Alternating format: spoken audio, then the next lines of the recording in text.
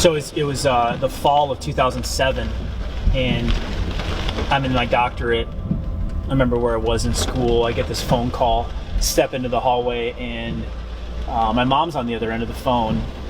She's bawling. Mom, what's going on? Blake, it's your dad. His heart just shut down. You know, remember those moments so clear. I remember the pattern on the floor at that moment, because it's not only when you lose your health, it's when a family member or anybody that you love loses your health. That's the thing.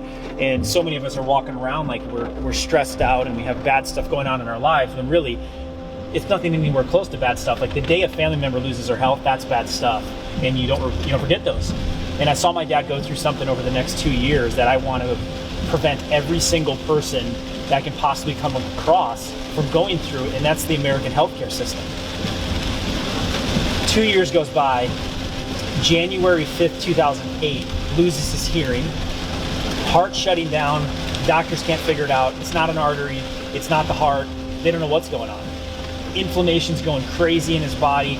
2 years in, they land on this condition called Cogan syndrome, which 8 people in America had, some just rare thing. So he's got 15 different doctors.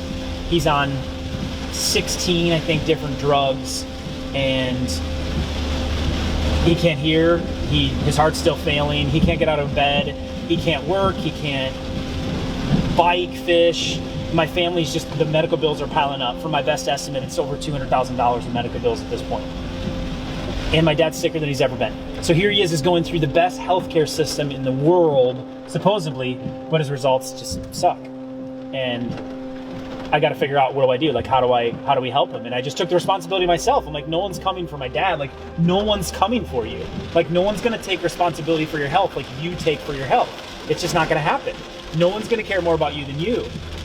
Where in that situation, my dad was helpless because he didn't have the knowledge. That's why people need leadership from someone like myself, from the perspective of, you need a doctor that's going to figure out the cause of your problems, not just treat the symptoms, and that's the American healthcare system. So dad on all those drugs, they flay him open, they saw through his chest, they put a pig's valve in his heart, and then he loses his hearing, so they put cochlear implants in, which thank God he could do some form of hearing, but he never heard the real sound of this rain again. The real sound of his grandbaby's voice or my mom's voice. Gone. It's all synthesized electric. It was just nuts to go through. You don't want to experience something like that, but I tell you what, it'll wake you up. And so I just started on a mission. How do I get my dad well? And I found an office just outside of Atlanta, Georgia. And the first thing he checks is my dad's central nervous system. And no one had ever looked at that before. In the bottom of my dad's neck, he's got rotting spine, which is rotting the nerves. Those that go into the heart. It was electrically shorting out my dad's heart, and I knew it. And I started to do more and more and more and more research, and I realized the nervous system is something that no doctor was talking about. Yet, when I took my first anatomy class, I think it was in first or second quarter of becoming a doctor, the first thing we talked about on the first page was the spine and the central nervous system. And then in embryology is when you learn about the babies and how a baby is formed.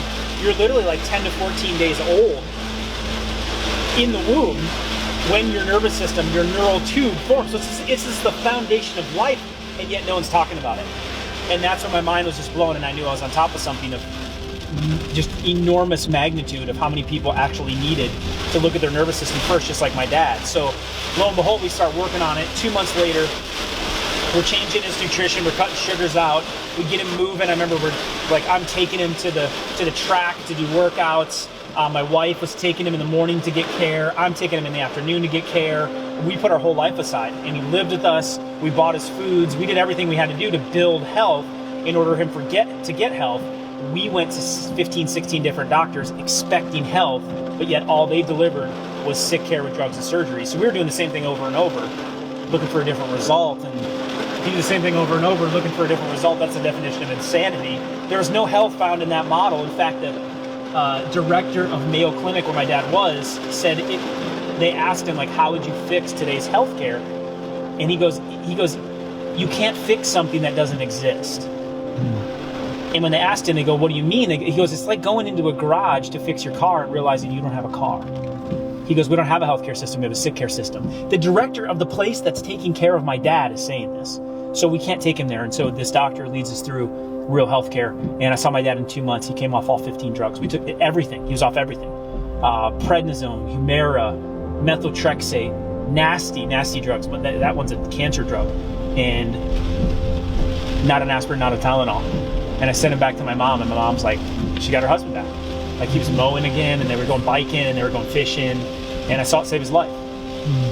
And then that's why I knew, I'm like, what do you do? Like, you have a responsibility when you know information like that to get it to every single person. And so every day I have to wake up with that responsibility, whether I feel like it that day or not, because there's days I don't feel like it. I don't feel like getting up and being Dr. Livingood and I just left the office and talking to someone that's an 83-year-old that's going through cancer, or the 60-year-old lady that's got severe back issue again, or the kid that has significant ADHD and is getting kicked out of school. Like, some days I don't want to deal with those problems, but it's who else is going to lead them? Like, they can't go to the hospital and get help. They can go there and get drugs, but at the end of the day, it's not going to fix them.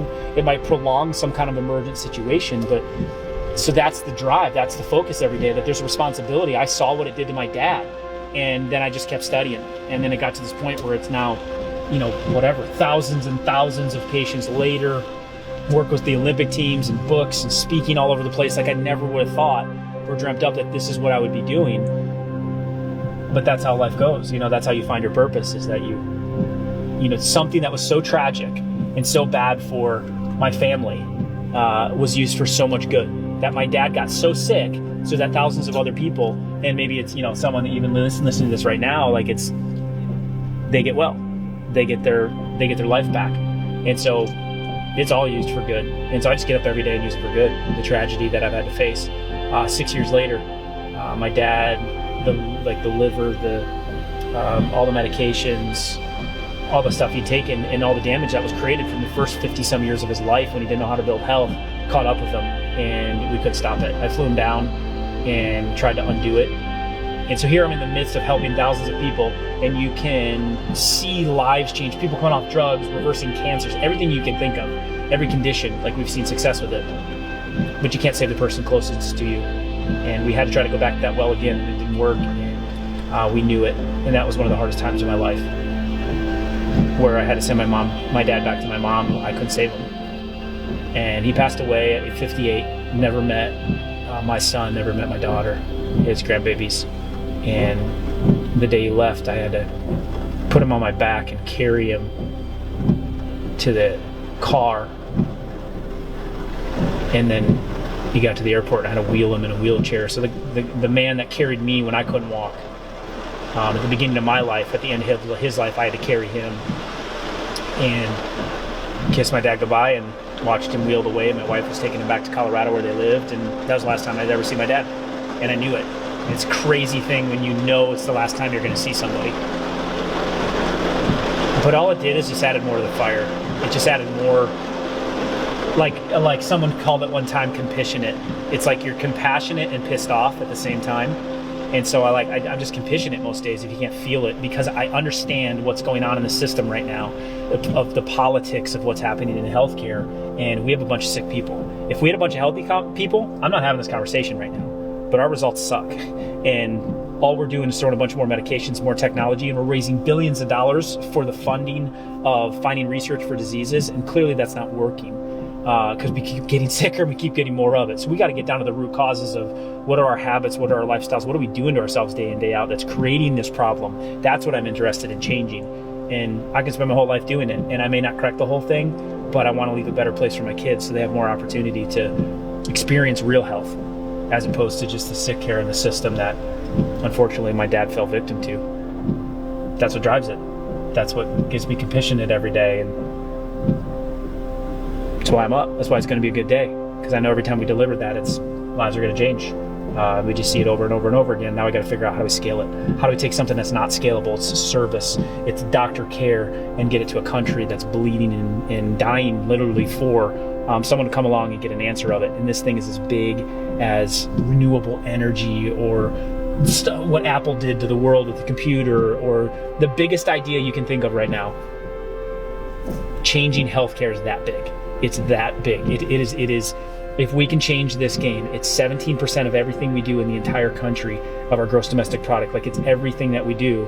And if we can change this thing, the idea of this, that's what gets me so excited. I'm like, I get to be in an era where we have to figure this problem out, or it's going to sink our country. Like, it's one of the most significant problems we're facing, and it's killing all of our people so much earlier in the name of, a lot of times, corporate greed, because we're not actually getting to the cause of issue. So it's like, if we can figure out how to scale this thing, like, that's what I'm interested in doing.